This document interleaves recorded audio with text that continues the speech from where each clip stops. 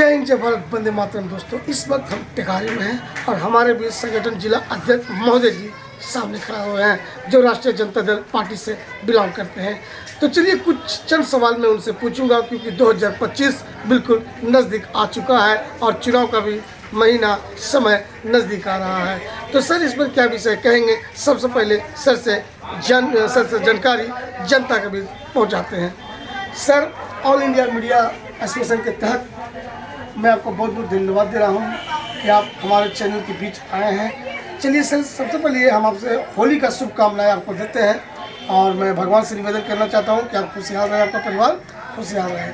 चलिए सर, ये जो 2025 का जो चुनाव है सर, ये बिल्कुल घमासान चुनाव है। जैसे कि अभी प्रेजेंट में आप जान रहे हैं सर कि अभी बिहार में जदयू, बीजेपी, हम कई पार्टियाँ मिलकर के सरकार बनाई है सर। तो 2025 के में जो चुनाव विधानसभा का होने वाला है सर, इसके बारे में क्या कहना चाहते हैं? सबसे पहले तो आपको, आपके चैनल के सभी मीडिया कर्मी जो हैं उनको और आपके चैनल के सभी दर्शकों होली के पावन अवसर पर उनको बधाई देते हैं, शुभकामना देते हैं अपनी ओर से और अपनी पार्टी राष्ट्रीय जनता दल की ओर से।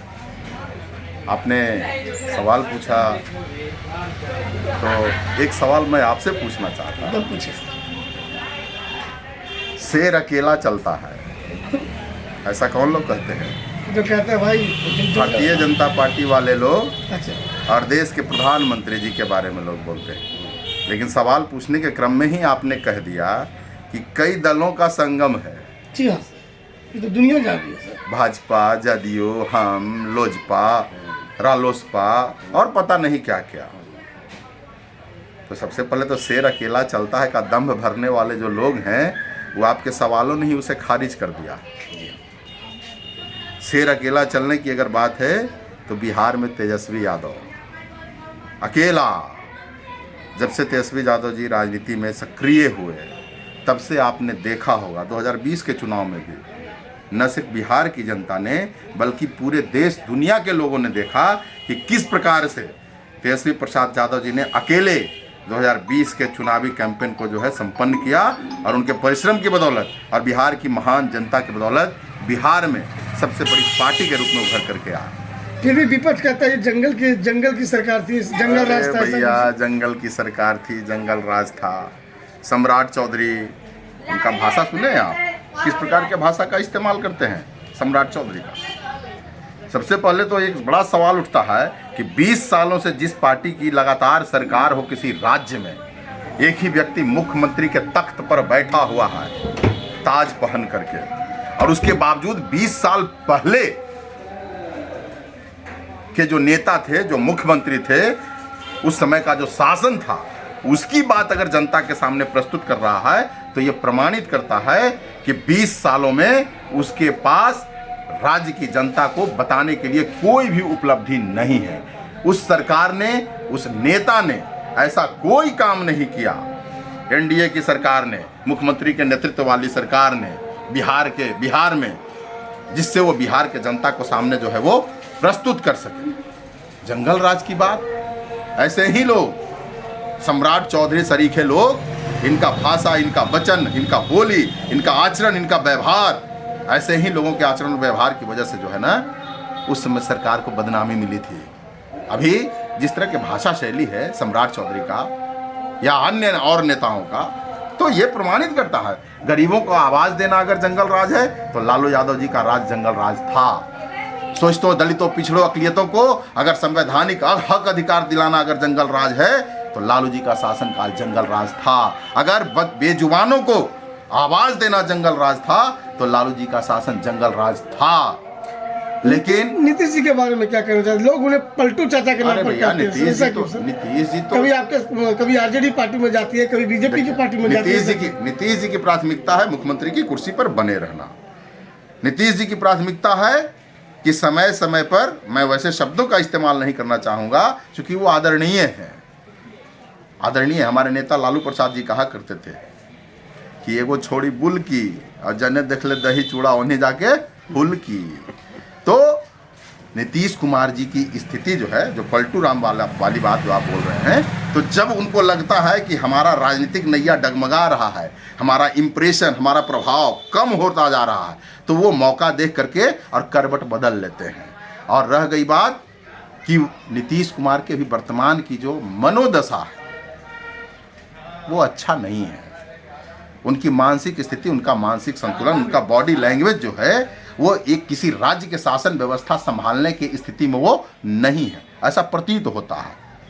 अभी आज की घटना देख लीजिए, जब आप हमसे बात कर रहे हैं तो आज पटना सिटी में रविशंकर प्रसाद जी, भारतीय जनता पार्टी के जो वरिष्ठ नेता हैं, उनके द्वारा आयोजित होली मिलन समारोह में उनके पैर पकड़ने लगे। वो कभी नरेंद्र मोदी जी के पैर पकड़ने लगते हैं, कभी उनका हाथ सहलाने लगते हैं, कभी अशोक चौधरी का ब्रासलेट ऐसे ऐसे करने लगते हैं, कभी अशोक चौधरी के माथे पर फूल छीट देते हैं। तो क्या उनका महिलाओं को लेकर के अभी गांधी जी का जो 30 जनवरी को जो उनका मनाया जा रहा था शहीद दिवस, याद किया जा रहा था उनको, तो ताली बजा रहे हैं मौन के बाद। तो ये सब बयां करता है कि नीतीश कुमार जी की मनोदशा जो है कहीं से भी अच्छी नहीं है, वो शासन व्यवस्था चलाने की स्थिति में नहीं। प्रधानमंत्री ने भी कह दिया, भागलपुर आए थे देश के प्रधानमंत्री, लाडला मतलब क्या होता है, बउआ।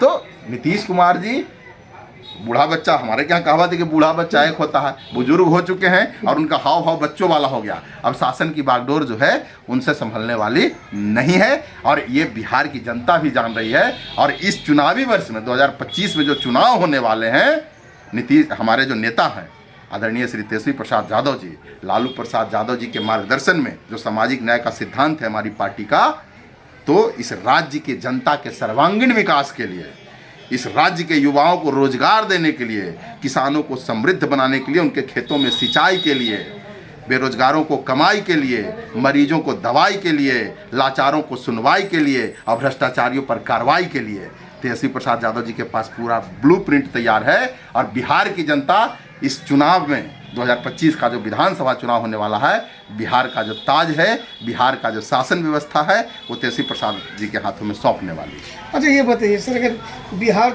2025 में जो चुनाव होने वाला है, अगर इसमें फुल बहुमत आगे की आती है तो क्या यहाँ पे छात्रों को रोजगार और कल कारखाने फैक्ट्री लगे? बिल्कुल, कूद के पांव पालने में दिखाई तो देते इससे हैं। पहले भी तो लालू जी की सरकार लगभग 15 प्राथमिकताएं होती है। आप जिस परिवार के सदस्य हैं, हो सकता है आप अपने परिवार के मुखिया हों, आप पत्रकार की भूमिका में हमसे बात हो रही है, हमारी आपकी बात हो रही है, लेकिन पारिवारिक जीवन में आप अपने अगर घर के मुखिया हैं, आपकी घर की भी कुछ ज़रूरतें हैं। तो आपकी घर की ज़रूरतें हैं तो उसमें आप पहले तय करते हैं ना कि पहले कौन काम करना है, कौन सा काम आपके घर के लिए पहले ज़रूरी है, उस काम को पहले आप करते हैं। तो ठीक उसी प्रकार से जब लालू यादव जी के हाथों में शासन की बागडोर आई थी, सत्ता की बागडोर आई थी, बिहार के मुख्यमंत्री बने थे, तो बिहार के क्या हालात थे? खजाना खाली मिला था, बिहार का प्रति व्यक्ति आय जो था वो काफी कम था, जीडीपी का खजाना बिल्कुल खाली था, जिसके कारण बिहार आज डेवलप नहीं कर खाली था, यही करना चाहते हैं। खाली था। आप उस समय का रिपोर्ट देखिए, तो फिर घोटाला कैसे हुआ सर? विभिन्न एजेंसियों का आप रिपोर्ट देखिए, तो फिर घोटाला कैसे हुआ सर? मेरी बात तो सुनिए, विभिन्न एजेंसियों का रिपोर्ट आप देखिए, रिपोर्ट देखने के बाद आपको समझ में आएगा कि उस समय लालू प्रसाद यादव जी का जब शासन शुरू हुआ और खजाना खाली मिला था, जिस प्रकार से उत्तरोत्तर जीडीपी में वृद्धि हुआ, 12% तक बिहार का जीडीपी गया था।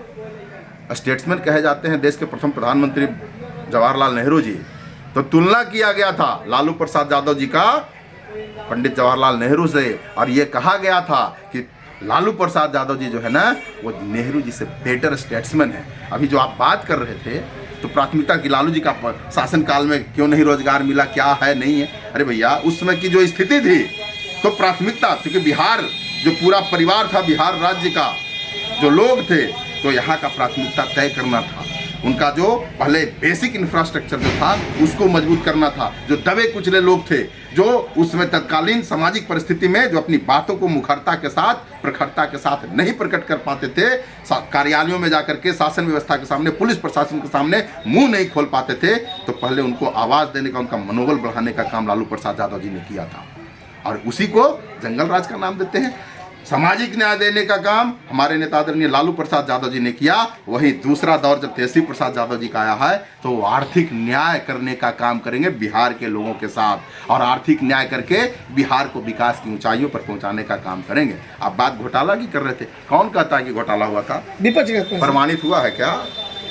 अगर देखिए, ये दोहरी शासन व्यवस्था है, मानसिकता दोहरी है। हमारे नेता भी सदन में बोल रहे थे, बजट सत्र भी चल रहा बिहार विधानसभा में, तेजस्वी प्रसाद यादव जी ने चर्चा भी किया जिस घोटाले की आप बात कर रहे हैं। लालू प्रसाद यादव जी को लोग चारा घोटाले का आरोपित बताता है, चारा घोटाले को लेकर के तरह तरह की बात करता है। जगन्नाथ मिश्रा कौन थे जगन्नाथ मिश्रा? जगन्नाथ मिश्रा के बेटे नीतीश मिश्रा राजनीति नहीं कर रहे हैं क्या?